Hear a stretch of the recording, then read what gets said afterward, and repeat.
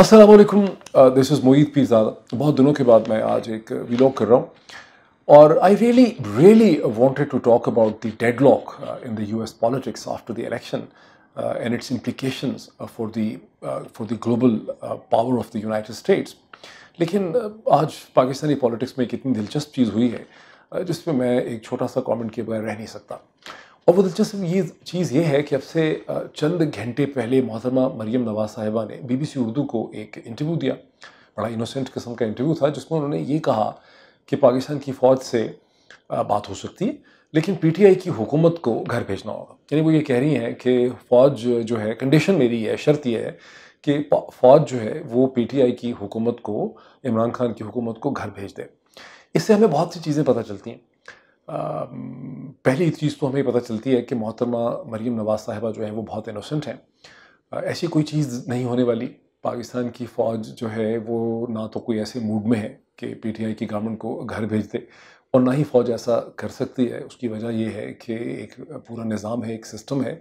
और आज भी मैं चंद लोगों के साथ कहीं एक लेक्चर अटेंड कर रहा था, brilliant presentation on geo strategic issues and national security issues.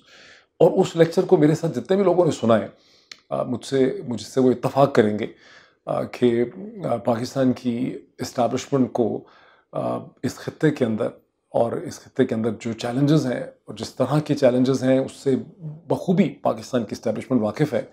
तो जिस किस्म की अपने इनोसेंट माइंड से मोहतरमा मरीम नवाज साहिबा चीज़ें सोच रही हैं, ख्वाब देख रही हैं, अपनी पार्टी के लोगों को ख्वाब दिखा रही हैं, मीडिया में बहुत से लोगों को ख्वाब दिखा रही हैं, बहुत से लोग उनके ख्वाब को मल्टीप्लाई करते हैं, रिपीट करते हैं।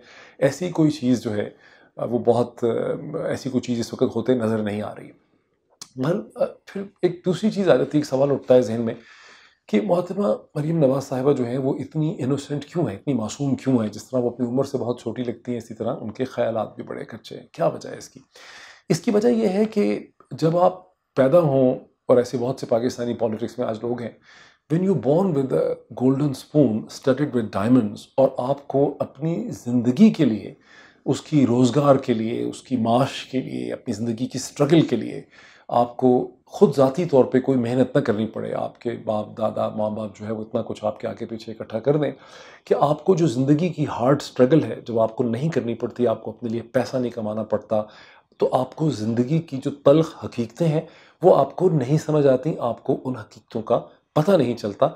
और पॉलिटिक्स जो है, पॉलिटिक्स ऑफ पावर जो है, वो ज़िंदगी की तल्ख़ तरीन हकीकतों में से एक हकीकत है। इसीलिए मरियम जो है अपने ख़यालात के जिस ताने बाने में गुम है, वहाँ से उन्हें ये लगता है, या लोग उनको बताते हैं, या कहीं से कुछ सुन लेते हैं, कोई फ़ौरन उनके ऐसे एडवाइज़र्स हैं जहाँ से उनको लगता है कि चीज़ें इस तरह से हो सकती हैं, लेकिन चीज़ें ऐसे नहीं हो सकती। लेकिन आगे चलते हैं, इससे और क्या चीज़ें पता चलती हैं। इससे एक बहुत इंटरेस्टिंग चीज़ हमें पता चलती है, और वो ये है, वो ये कह रही हैं, अब यानी अब मरीम नवाज साहिबा जो एक तरफ आइडियलिस्ट हैं, दूसरी तरफ वो अब एक रियल पॉलिटिक की बात कह रही हैं। वो कह रही हैं कि फ़ौज के साथ डील करने में कोई मुज़ायका नहीं है, कोई ख़राबी नहीं है, इसमें कोई बद-इख़लाक़ी, गैर अख़लाक़ी हरकत नहीं है, ये जायज़ है, ये कोशर है उतनी देर तक, as long as it serves me and my family. जब तक मेरे ज़ाती इंटरेस्ट जो हैं वो इसमें पूरे हो रहे हैं, तो फिर फ़ौज के साथ डील करने में, फ़ौजियों की मदद लेने में, इमरान खान को घर भेजने में कोई हरज जो नहीं है। इससे तीसरी एक और चीज़ बहुत दिलचस्प हमें पता चलती, वो ये कि पाकिस्तान की पॉलिटिक्स में, पाकिस्तान के जो की पॉलिटिशियंस हैं सारे के सारे, उनकी किसी किस्म की कोई पॉलिटिकल आइडेंटिटी नहीं है। यानी पॉलिटिकल आइडेंटिटी होती है आइडियाज़ के गिर्द, कन्विक्शंस के गिर्द। पाकिस्तानी सियासतदानों की कोई कन्विक्शन नहीं है, कोई बिलीफ नहीं है, उनकी कोई फ़िलॉसफ़ी नहीं है पॉलिटिक्स की जैसे कि होनी चाहिए। और उनकी तमाम तर जो सियासत है, जिसको वो सियासत कहते हैं, वो दर हकीकत उनकी ज़ाती शख्सियत, पर्सन, या उनकी फैमिली के इंटरेस्ट्स का जो हसूल है, वो उनकी पॉलिटिक्स है। इन पाकिस्तानी पॉलिटिक्स में किसी किस्म का कोई आइडिया नहीं है।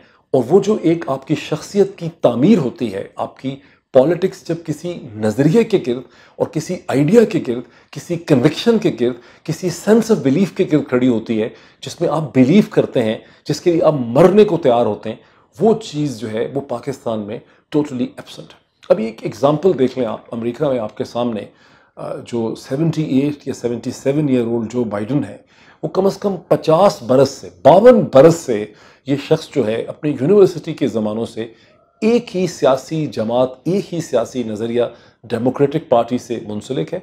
उसी से वो 1970 में एक स्टेट काउंसिल, सिटी काउंसिल या काउंटी काउंसिल में मुंतखब होता है। उसी पार्टी के साथ 1972 में वो पहली दफ़ा जूनियर सेनेटर बनता है और फिर 6 दफ़ा मुतलसल सेनेटर बनता है। उसी पार्टी के साथ वो सेनेट फॉरेन रिलेशन कमेटी या जुडिशरी कमेटी को हेड करता है। उसी पार्टी के साथ वो 2 दफ़ा प्रेसिडेंशियल कैंडिडेट की हैसियत से कम्पीट करता है। दोनों दफ़ा नाकाम होता है, ग़ालिबन 1988 में, फिर दोबारा 2008 में। वो पार्टी नहीं छोड़ता, वो उसी पार्टी में रहता है। उसी पार्टी के साथ वो 2009 के अंदर वाइस प्रेसिडेंट बनता है और उसी पार्टी के साथ खड़े होके आज वो अब एक अमेरिका का प्रेसिडेंट इलेक्ट इस वक्त है। इतनी hard and fast situation Hindustan में नहीं है, लेकिन इससे तकरीबन मिलती सिचुएशन हिंदुस्तानी पॉलिटिक्स में भी है। सही है कि वहाँ लोग अपनी पार्टियाँ तब्दील करते हैं। गुज़िश्ता 30, 40, 50 बरस के टाइम पीरियड में बहुत से की पॉलिटिशियंस ने एक पार्टी छोड़ी, उन्होंने एक सफ़र किया, विल्डरनेस में रहे, फिर दूसरी जमात में आ गए, लेकिन वहाँ पर भी एक सफिशेंट ट्रांसफॉर्मेशन उनके आइडियाज़ की हुई और वहाँ पर हम एक खासी ठीक ठाक किस्म की आइडियोलॉजिकल डिवाइड देखते हैं, नज़रियाती डिवाइड देखते हैं कांग्रेस की एक लिबरल क्रेडेंशियल्स के दरमियान और बीजेपी और आरएसएस का जो एक अल्ट्रा राइट विंग हिंदुत्व का नज़रिया है, उसके दरमियान हमें एक फायर वॉल और हमें एक ठीक ठाक किस्म की डिवीज़न, एक आइडियोलॉजिकल डिवाइड जो है हमें नज़र आती है। सही है, वो अमेरिका की तरह की नहीं है, वो बरतानिया की तरह की नहीं है, वो यूरोप की तरह की नहीं है, लेकिन it is at least some sort of ideological या कोई नज़रियाती आइडेंटिफिकेशन जो है वो हमें हिंदुस्तानी पॉलिटिक्स में नज़र आती है। पाकिस्तान में हम क्या देखते हैं? पाकिस्तान में हम देखते हैं कि एवरीवन इज़ उस्मान बुज़दार। हम उस्मान बुज़दार साहब को देखते हैं, वो आज पंजाब के चीफ मिनिस्टर बन गए, लेकिन वो इलेक्शन से पता नहीं चंद महीने पहले PMLQ में थे, ये पता नहीं कहाँ थे, वहाँ से वो जना माइग्रेट करके यहाँ जाते हैं और इसी तरह से PTI भरी पड़ी है उन सियासतदानों से जो PMLN से, PMLQ से, ये PPP से, ये कहीं और किसी और जमात से जो है वो PTI के फोल्ड्स में आ गए। बड़े अच्छे हमारे दोस्त हैं, बड़े प्यारे दोस्त हैं, लेकिन बॉटम लाइन क्या है? बॉटम लाइन ये है कि पाकिस्तानी पॉलिटिक्स में किसी किस्म का कोई पॉलिटिकल आइडेंटिटी नहीं है और इनको फ़र्क भी नहीं पड़ता इलेक्शन जीतने के लिए, इसलिए कि लोगों का भी कोई पॉलिटिकल आइडेंटिटी नहीं है। जो पाकिस्तान का इलेक्टोरेट है, पंजाब का, सिंध का, खैबर पख्तूनख्वा, बलूचिस्तान का, वो या तो किसी बरादरी की वजह से, किसी बरादरी की शक्ल में उस बरादरी के इंटरेस्ट की गिरद इकट्ठा है, या फिर वो किसी कबीले और कुंबे के इंटरेस्ट में इकट्ठा है। तो लोगों के अंदर भी कोई पॉलिटिकल आइडेंटिटी नहीं है, उनके अंदर भी कोई नज़रिया नहीं है। हाँ, शहरों में कहीं जो लोग कैंट में, DHA में, इस्लामाबाद के सेक्टर्स में रहते हैं, उनके पास कोई पॉलिटिकल बिलीफ हो सकता है, हो थोड़ा बहुत, वो इलेक्शंस में हिस्सा नहीं लेते, वो वोट भी नहीं डालते।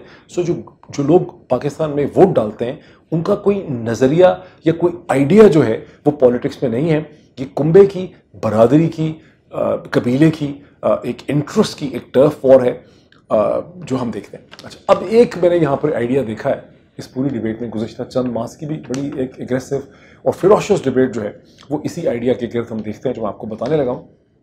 और आप ये कह लें कि 2 साल से भी यही चीज़ डिबेट हो रही है और शायद 20 साल से यही चीज़ पाकिस्तान के टेलीविज़न में और पाकिस्तान के अखबारात में और रदारियों में डिबेट हो रही है। वो ये है कि अगर पाकिस्तान के, रोज़ आप सुनते हैं ये बात, वो नई बात नहीं मैं करने लगा, कि पाकिस्तान की इस्टेब्लिशमेंट जो है, मसला क्या है कि पाकिस्तान की इस्टेब्लिशमेंट जो है वो पाकिस्तानी पॉलिटिक्स में इंटरवीन करती है, और अगर पाकिस्तान की इस्टेब्लिशमेंट जो है वो पाकिस्तानी सियासत में इंटरफेयर ना करे, इंटरवीन ना करे, तो फिर सियासत अपने आप को, सियासत खुद ब खुद ठीक हो जाएगी। बेसिक असम्पशन क्या है कि हिट एंड ट्रायल मेथड से बार बार इलेक्शन होंगे, हुकूमतें बनेंगी, हुकूमतें ख़त्म हो जाएंगी और यूँ पाकिस्तान की पॉलिटिक्स जो है वो खुद से अपने आप को ठीक कर लेगी, अपने आप को रिपेयर कर लेगी। ये एक सेंट्रल आइडिया है जो आप रोज़ पाकिस्तान के टेलीविज़न प्रोग्राम्स में लोग कभी डायरेक्टली इसे कहते हैं, कभी इनडायरेक्टली कहते हैं, इदारियों में, अखबारों में लोग इस तरह की बातें करते रहते हैं। मुझे वैसे बड़ा तरस आता है अपने लोगों के ऊपर, पाकिस्तान के लोग, इस आइडिया, ये इतना घिसा पटा आइडिया है और इतना फजूल आइडिया है और ये इतना एक थर्ड रेट आइडिया है कि इस आइडिया में अगर बहुत बड़ी तादाद में हमारे यहाँ लोग बिलीव करते हैं, पढ़े लिखे लोग भी बिलीव करते हैं, उससे सिर्फ एक चीज़ पता चलती है। क्या पता चलता है उससे ये पता चलता है कि पाकिस्तान के अंदर सोशल साइंसेस की, पॉलिटिकल साइंस की और हिस्ट्री के मुतालिया की, ये हिस्ट्री और पॉलिटिकल साइंस के जो लेसन्स हैं उसकी किसी किस्म की कोई भी अंडरस्टैंडिंग जो है वो नहीं पाई जाती, ना एडिटोरियल लिखने वालों में, ना टेलीविज़न पे डिबेट करने वालों में, ना कॉलम लिखने वालों में, ना सियासतदानों में, ना रिटायर्ड जनरल्स में, किसी को भी ठीक तरह से नहीं पता। This is what I call as the death of ideas in Pakistan. This is not the situation the same in India. ऐसा इंडिया में नहीं है, हिंदुस्तान में ऐसा नहीं है। बहुत मसले हैं हिंदुस्तान के, मैं हमेशा बड़ा नेगेटिव कमेंट करता हूँ उनकी मेजोरिटेरियन जो पॉलिटिक्स है, लेकिन ये वाला मसला इतनी शिद्दत से वहाँ पे नहीं है कि आइडिया ना हो। आइडिया है वहाँ पे, अच्छे हैं बुरे हैं, लेकिन वहाँ आइडियाज़ है इसका। अब पाकिस्तान में ये आइडिया है, पॉलिटिकल साइंस और हिस्ट्री से हमें ये पता चलता है कि जब मुख्तलिफ मतारिब ग्रुप आपस में चीज़ों को डिसाइड नहीं कर सकते, उनके दरमियान कोई आइडियाज़ नहीं है, वो अपने सिर्फ इंटरेस्ट के ऊपर लड़ाई करते हैं और अपने इंटरेस्ट को आइडियाज़ में डिफाइन नहीं कर सकते, जैसा कि मैंने भी आपके सामने पिछले चंद मिनट में साबित किया, फिर वो एनार्की की तरफ जाते हैं, वो डिसऑर्डर की तरफ जाते हैं, वो कयास की तरफ जाते हैं। और उसकी एक क्लासिक टेक्स्ट बुक एग्जाम्पल मैं आपके सामने रखता हूँ। आप में से हर शख्स को याद है कि 2008 के इंतखाबात से 2013-14 तक का जो टाइम पीरियड है, उसमें कराची शहर के अंदर 3 पॉलिटिकल स्टेक होल्डर थे, MQM, पीपल्स पार्टी और ANP। तीनों के अपने अपने मिलिटेंट गैंग थे। पूरे 5 साल ये इनके मिलिटेंट गैंग बम फाड़ते रहे, गोलियां चलाते रहे, लाशें गिरती रहीं। कराची शहर 3 दिन के लिए बंद हो जाता था, पोर्ट बंद हो जाती थी, इंपोर्ट्स रुक जाती थीं, एक्सपोर्ट्स रुक जाती थीं, लाशें उठाने के लिए कोई नहीं आता था।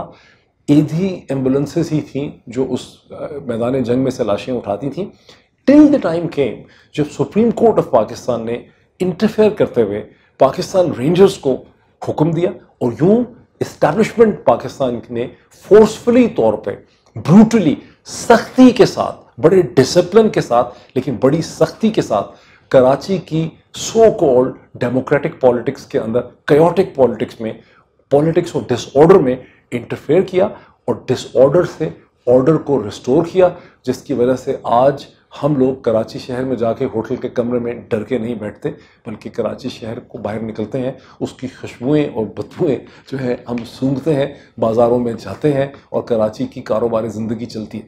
तो और डिसऑर्डर और कयास को रिस्टोर करने के लिए आपको फोर्स चाहिए होती है। फोर्स प्रोजेक्शन हुई, फोर्स यूज़ हुई तो कराची रिस्टोर हुआ।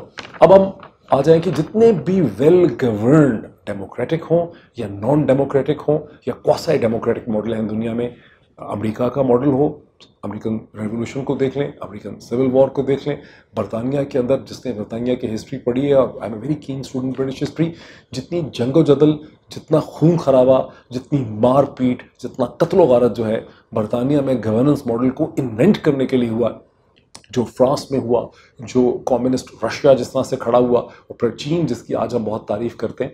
तो जब भी कयास और डिसऑर्डर खड़ा होता है, जब डिफरेंट इंटरेस्ट में आउट ऑफ कंट्रोल क्लैश होता है, उससे कभी ऑर्डर नहीं पैदा होता, उसमें डिसऑर्डर और कयास में से डिक्टेटरशिप पैदा होती है, खौफनाक और जालिमाना डिक्टेटरशिप पैदा होती है, जो हमने कभी पाकिस्तान में देखी नहीं है।